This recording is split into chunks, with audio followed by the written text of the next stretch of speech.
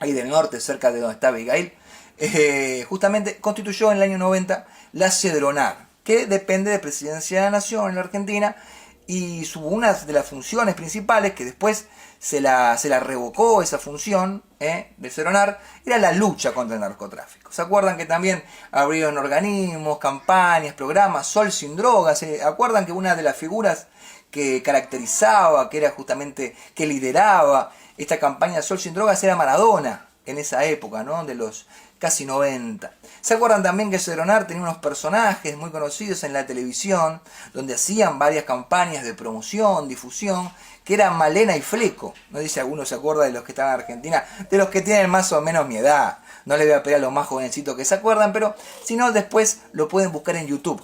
Lo buscan en YouTube, Male y Fleco, así se llamaban, ¿eh? Eran dos jovencitos que eran dibujitos animados, porque ahí estaba la época, me voy a poner más retro todavía, la época cuando arrancaban las primeras películas como Roger Rabbit. Esas películas que combinaban, no sé si ustedes se acuerdan, en los 90, combinaban los dibujitos con justamente la parte real, ¿no? de la filmación. Y era como bastante atrayente, y se pensó que en los adolescentes iba a generar una buena difusión, iba a generar un compromiso de muchas personas, y ahí iniciaron estos personajes con un doctor también, que no me acuerdo en este momento el nombre, y que si se lo acuerdan me lo ponen ahí abajo, que se me fue, hoy lo dije a la tarde porque estábamos hablando de eso con un equipo, y ahora se me olvidó. Bueno, que salían justamente a contar los efectos que causaban las sustancias, bueno, prevención, y un trabajo que realmente hoy lamentablemente no se hace. Hoy lamentablemente no lo vemos desde la Cedronar. Entonces, un montón de pasos que iban sucediendo y abriendo también puertas, ¿no? En ese entonces, en los 90 y también un poco antes, en las comunidades terapéuticas, cuando las personas se iban recuperando, cuando las personas que transitaban el proceso de las adicciones se iban rehabilitando, mejor dicho, ¿no? Tenían como la necesidad imperiosa, como me pasó en mi caso y con el caso de muchas personas más que están del otro lado, que los conozco, a muchos de ustedes, que sé que tienen muchas ganas, porque lo atravesaron en carne propia, lo vivieron desde la familia, de poder, con la empatía y con la vocación, abordar justamente el trabajo de orientación, asesoramiento, de diferentes dispositivos, ¿no? Para poder ayudar a las personas que están atravesando este flagelo de las adicciones, porque hay muchas personas que lo atravesamos en carne propia. Entonces, fíjense ustedes, esto tiene que ver con la vocación, ¿no? y con la empatía, porque nos ponemos en el lugar del otro. Pero en esa época de los 90, no solamente era necesaria la vocación y la empatía, ¿o no? Sino que también, aparte de haber vivido la experiencia, de haber transitado la rehabilitación en una comunidad, en diferentes centros, clínicas, ambulatorios, en donde sea, ya lo vamos a hacer más adelante cuando tengamos el módulo de dispositivos, de intervención, todos los que hay, ¿no? Pero era importante para esas personas que lo atravesaban en carne propia poder justamente ayudar, no solamente de la parte vivencial, desde la experiencia, sino también capacitarse, ¿no? Y ahí nace un poquito lo que tiene que ver justamente, que ahora lo vamos a ir viendo de a poco, esta figura del operador. El operador, persona que había vivido, que estaba atravesando ese último proceso de rehabilitación, esa última etapa, que en muchos casos antes de la reinserción sociolaboral, de volver nuevamente, ser justamente la persona que vuelva al trabajo, con la familia, bueno, que vuelva a la actividad social que estaba acostumbrado, tenía que capacitarse. Entonces ahí justo surge también la idea de que no solamente, que es súper importante y súper válido, la experiencia es súper válida, la empatía y la vocación, sino también decir, aparte de esto, necesitamos capacitarnos, tener las herramientas técnicas, legales, saber cómo manejarnos, ¿no? Que es súper importante. Entonces, así van haciendo de a poquito justamente esta figura y esta función del operador socioterapeuta en el abordaje de las adicciones. Vamos a ir bajando un poquito y voy leyendo un poco. Bueno, ahí seguimos, ¿eh?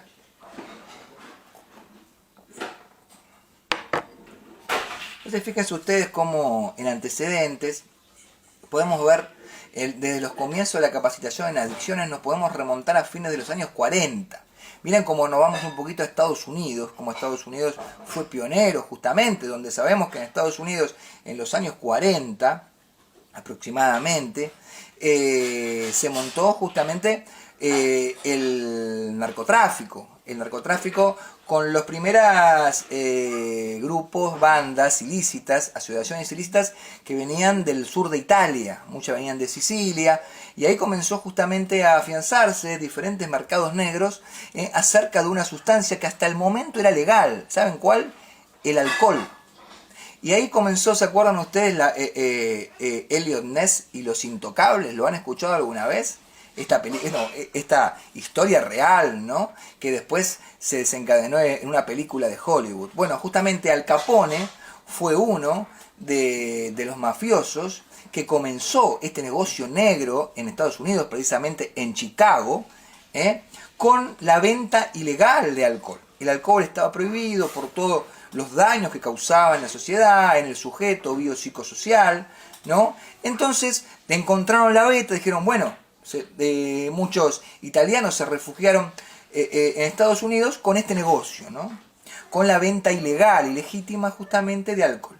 Y ahí empezaron justamente las primeras mafias introduciéndose en Estados Unidos. Entonces, el primer problema grande que tiene Estados Unidos, hablando un poquito de historia, es el problema con el alcohol.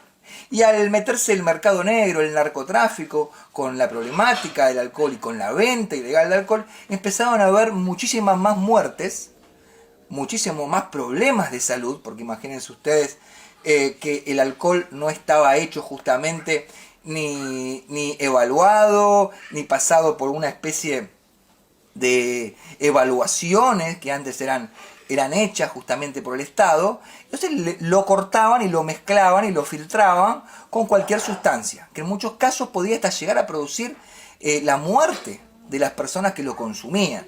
Y también venían aún más muertos, sobrevenían por las guerras que tenían los diferentes grupos de narcotráfico para querer ganar, para querer quedarse con diferentes zonas de Estados Unidos, ¿no? Imagínense ustedes, una vez que se abre la posibilidad, bueno, cuando pasa en Rosario de Argentina hoy, chicos, como pasa en Santa Fe, como pasa acá cerquita, como pasa en un montón de lugares, ¿no? Diferentes bandas quieren quedarse con la venta porque tiene una gran compensación económica, lo sabemos todos esto. Bueno, pero fíjense ustedes cómo Estados Unidos comenzaba con una sustancia que era legal y luego la norma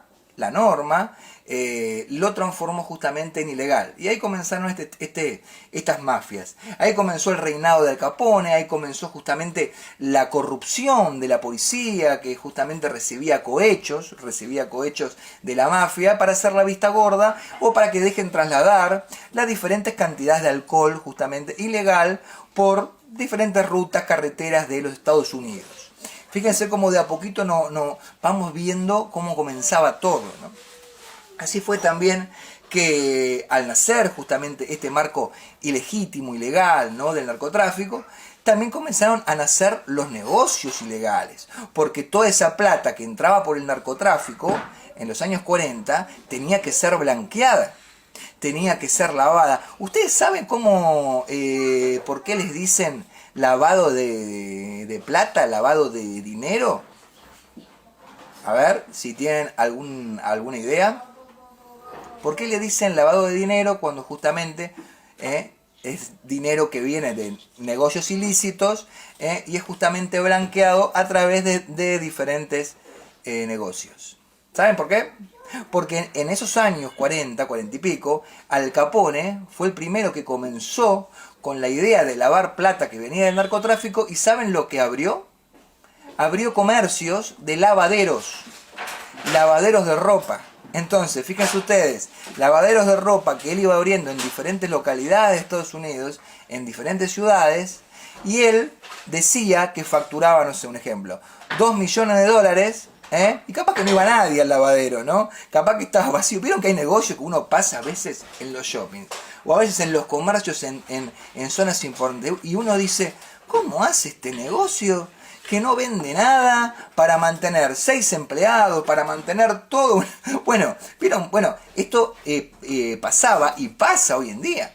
justamente en ese tiempo decían, bueno, vamos a facturar, vamos a declarar al fisco, acá sería la AFIP, ¿no? Justamente que vendemos tanto o que ingresaron tanto, cuando en realidad no fue así, pero ese dinero declarado es dinero que ingresa justamente al circuito bancario, al circuito lícito, que se puede después utilizar para diferentes compras, ¿no? Obviamente. Entonces fíjese cómo de a poquito vamos abriendo un poquito el juego y vamos también conociendo no solamente la historia, sino también todo lo que tiene que ver con la parte tributaria, ¿no? que es tan importante.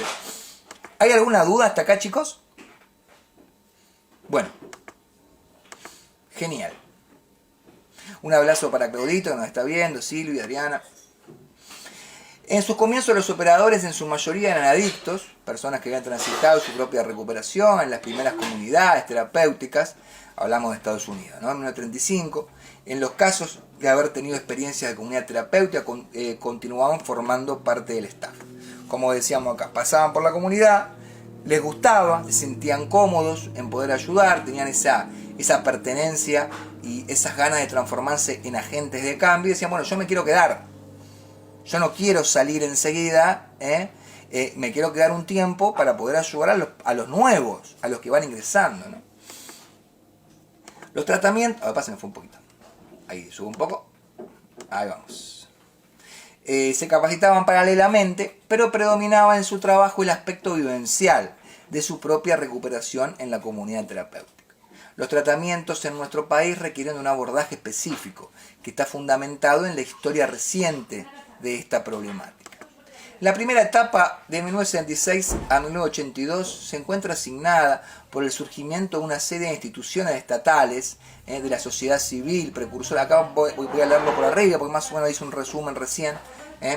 Cuando ahí comienza el FAT, que es el Fondo de Ayuda Toxicológica, el Servicio de Toxicomanías, en el Hospital José Tiburcio Borda. Acá me detengo un poquito, porque justamente me compete cuando hablamos de neuropsiquiátrico, donde la ley de salud mental justamente especifica que le daban tiempo hasta el año 2020, justamente, para poder cerrar todos los neuropsiquiátricos, todos los manicomios, ¿no? Porque aparte la estigmatización que producen dentro. Yo que estuve 1 año y 8 meses dentro del Borda, viví esa experiencia terrible de que no solamente tenía que luchar, no solamente tenía que pelear por mi rehabilitación en las adicciones, sino tenía que luchar y pelear porque no se me sobremedique, porque no se me maltrate, porque no se violen mis derechos humanos, porque no se me dé de comer en un vaso, me daban de comer en un vaso. Las paredes estaban llenas de orín, de materia fecal. A las personas que los bañaban, que tenían problemas severos de patologías de salud mental y discapacidades, se los golpeaba a veces. ¿Y saben qué sucedía cuando llamaban a los órganos de revisión, que tienen que encargarse justamente de revisar, a ver cómo está, qué le está faltando justamente a los pacientes? Llamaban por teléfono, le decían, mira que vamos a pasar a las 5 de la tarde tal día. Y los tenían a todos cambiaditos, los tenían a todos de 10. Esas son las realidades que suceden adentro, ¿no? Ahí me hubiera encantado decirles que los tienen con una calidad de vida digna justamente para poder aumentar el equilibrio mental de las personas. Porque si hablamos de deterioro de la salud mental, ¿no? Como sabemos que es parte de la patología de las adicciones, que produce un deterioro, entonces, ¿qué tenemos que hablar para poder mejorar? De un aumento de calidad de vida, ¿no es así? Pero si ponemos a una persona en estos lugares, ¿no estamos haciendo al revés? ¿No está deteriorando cada vez más? Fíjense ustedes, con lo que le conté y con lo que muchos saben, en varias ocasiones nos dejaban salir a buscar a los barrios populares consumo, sustancias, para luego consumirlas adentro. Yo en el neuropsiquiátrico Borda consumí pasta base que no había consumido afuera. Sí. ¿Hay una pregunta? Sí, Nora. Dale. Te escucho. ¿Estás? Ay, no sé si... Sí, bueno. Sí, decime. Eso también pasa en las cárceles del abandono. Pero bueno, pero claramente. Claramente. Y después dibujan todo, por supuesto. El tema que en las No sé, cárceles, lamentable claro, lo que hacen. sí, es lamentable. El tema que en las cárceles es un gran negocio, ¿no? Porque los que justamente tienen que mantener el orden de las clases, de las cárceles, perdón. Está Nina gritando con todo, hoy tiene un día importante, se la escucha de fondo seguro. Son los que justamente ven un negocio redituable, porque es donde entra el dinero, es justamente que las personas que están en una cárcel, como dice la Constitución, que debe ser justamente para mejora de su salud mental, que debe ser para mejora de la persona, no para castigo, No lo justamente, ayudan. es al revés.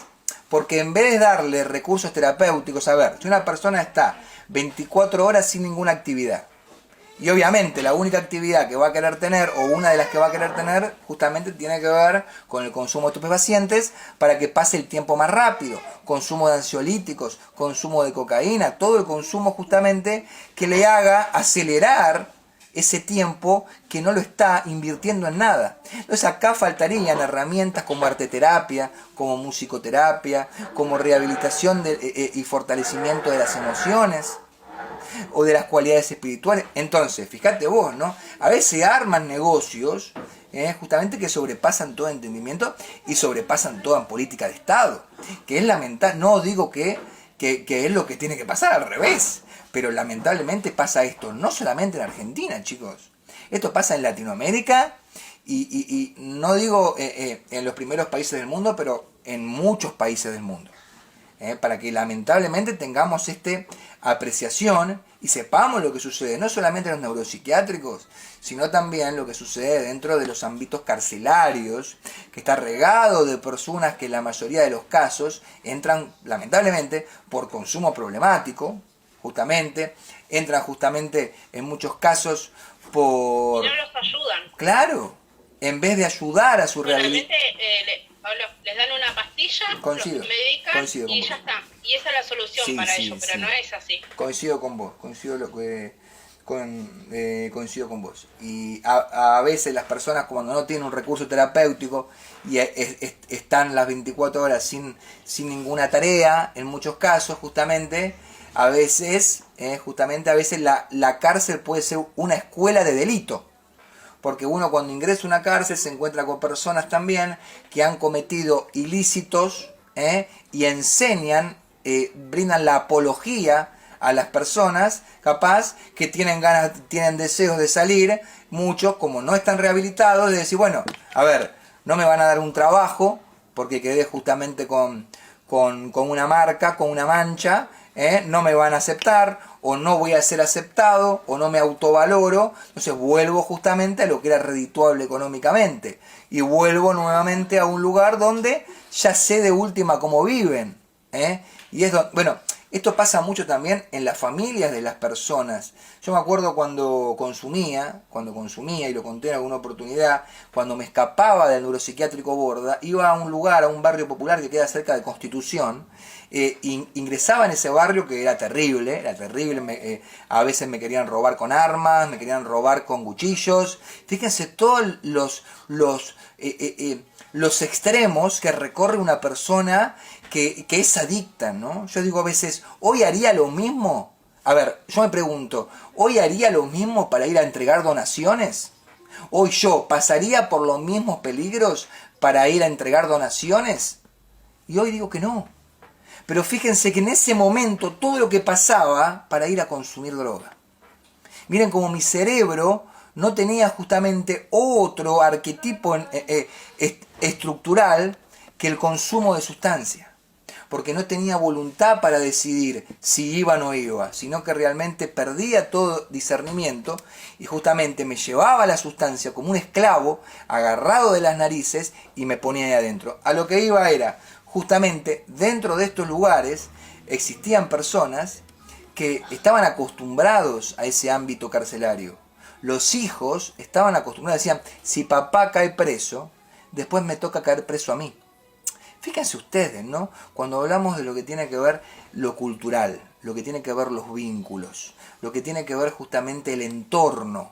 El papá le había enseñado que si a él lo metían preso por vender droga, esto no lo hablo porque lo aprendí, esto lo hablo porque lo viví, porque lo escuché, él iba a ser justamente el heredero de ese negocio. Y si a él lo metían preso, tenía la orden de que sea el primo, que sea el tío, que sea el más cercano para que continúe cíclicamente el negocio de estupefacientes, sea en esa casilla o sea en otra. Fíjense en dónde nos adentramos, ¿no? Y ya tenían ellos... Están acostumbrados. Pero claro, está naturalizado. Es una cadena que, Exactamente. que la familia está presa y todos tienen que estar Coincido. presos. Naturalizado, bien visto. Y cortaban la droga, cortaban la cocaína, al lado de niños de 8 años, de 7 años, que corrían, siempre tengo ese recuerdo yo, corrían alrededor de la mesa. ¿Vieron cuando estamos en Navidad? ¿Vieron cuando estamos con los chicos esperando a Papá Noel? Con los primitos, en esas mesas hermosas del 24. Tengo ese recuerdo siempre de esos niños correr alrededor del padre, que cortaba la cocaína como si fuera un pavo en Navidad, y hacía entrar a cualquiera, ¿no?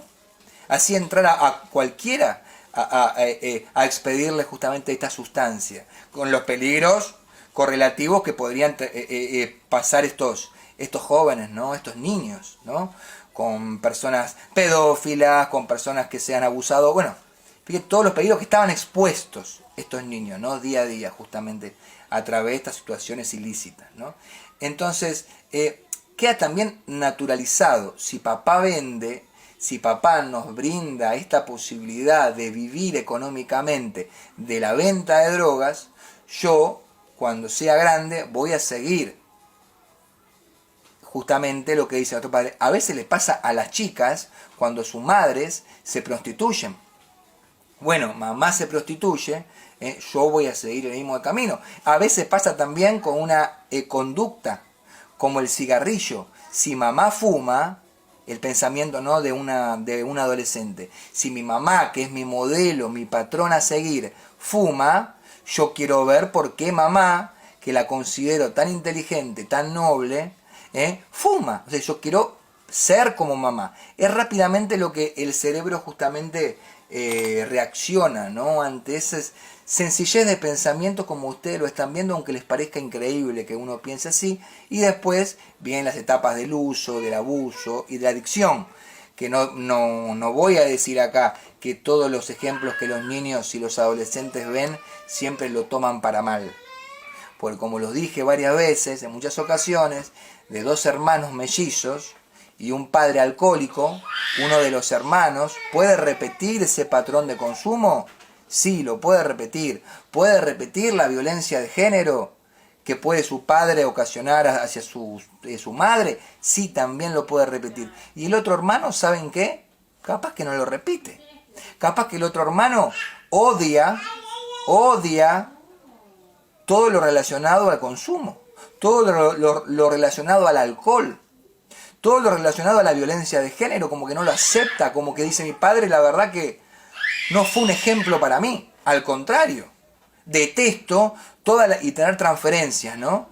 Detesto toda persona que tiene violencia de género o consumo de alcohol porque es parecido, me trae la memoria de mi padre, lo detesto. Fíjense ustedes, somos seres que recibimos a veces la misma reproducción educativa, el mismo patrón educativo, pero lo recibimos diferente. ¿Pero por qué? Y porque estamos condicionados por nuestras emociones, porque somos seres únicos, gracias a Dios, e irrepetibles. Somos personas con diferente apertura y somos personas con diferente forma de recibir justamente las educaciones, ¿no? Estos actos educativos. Así que cada uno lo puede tomar de forma diferente. ¿Que es un factor de riesgo? ¿Un mal ejemplo? Obviamente, lo sabemos todos, pero no significa que todos lo vamos a repetir de la misma manera, ¿no? ¿Se entendió eso? ¿Que era lo que quería que quedara bien claro?